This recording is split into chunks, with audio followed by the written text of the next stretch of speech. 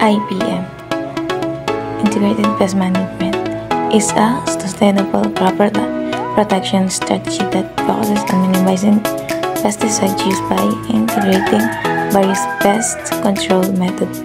It aims to manage pests, disease, and weeds using a combination of cultural, biological, and when necessary, chemical approaches. IPM aims to keep pest population below the economic injury level, minimizing harm to crops and the environment. IPM is a holistic approach to pest control that considers the entire economic system within a farm or agricultural settings. It emphasizes prevention and early intervention rather than relying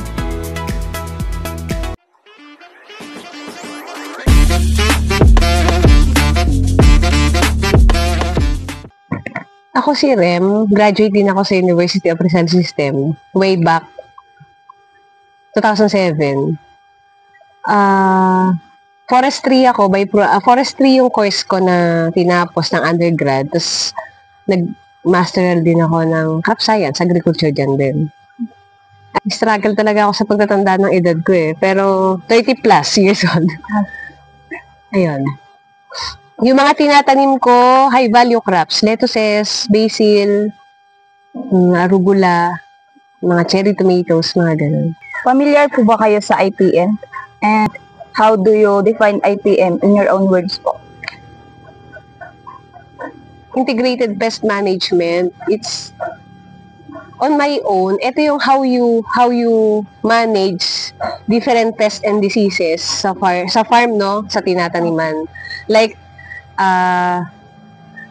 hindi lang ikaw tanim ng tanim, hindi lang ikaw harvest ng harvest. Part doon yung kailangan mong integrate, isama, i-incorporate yung pag-manage ng mga pests and diseases.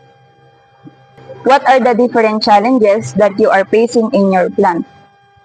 So yung challenges, mahirap gumawa ng pamatay, pamuksa sa mga peste pag organic ka.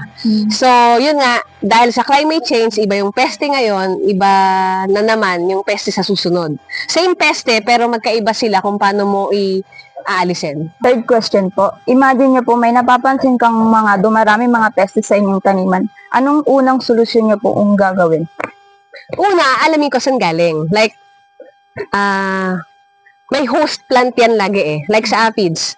Bawa, sa isang plat, may nakita kang aphids, hanapin mo saan nagsimula. Kasi dapat simula pa lang. Kaya dapat dito, hands-on ka sa tanim Hindi pwede na bisitahin mo at hindi. So, pag nakita mo agad, kung ikaw ay hands-on sa taniman mo, makita mo pa lang, matukoy mo agad yung saan nagmumula yung host plant niya, may eliminate mo agad na saan yun Pang-apat po na questions, ano po yung mga methods or practices do you use in controlling the populations of pests in your yield? Ayun, yun nga. Una, inaalam ko asan yung host, tapos tiyatanggal yun. Kung sa ngayon ng puno na kapitbahay, puputulin. Tapos kung virus naman or bacteria, depende. Like, bawa sa papaya, makikita mo naninilaw yung dahon, baka bacteria yan. So, kailangan matanggal mo yun, pati yung lupa, kailangan matanggal, masunog, para hindi kumalat. So, last questions po. As a farmer po, what can you be an advice on the future agriculturists or to other farmer about how to control the pests? Ang pagsasakay hindi madali. Palagi ang mahirap. So, kung mahirap na yung trabaho, gawin mo na lang masaya. So, dapat unang-una interesado ka sa ginagawa mo. Kasi pag di ka interesado, kahit gaano kahirap, gaano kadali yan, hindi ka magsasucceed Una, interesado ka. Pag interesado ka, lagi kang open sa suggestions, open for future knowledge.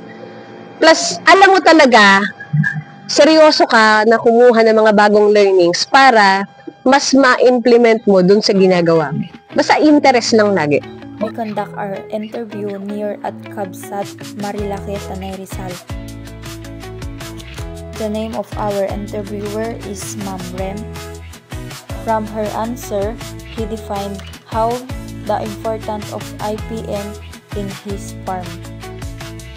Pram, she said, the methods he used first in controlling the populations of pests in his yield is first, identify the host plants.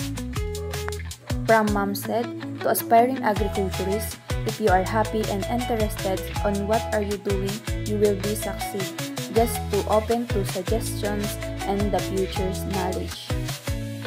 Mabuhay ang agrikulturang Pilipino.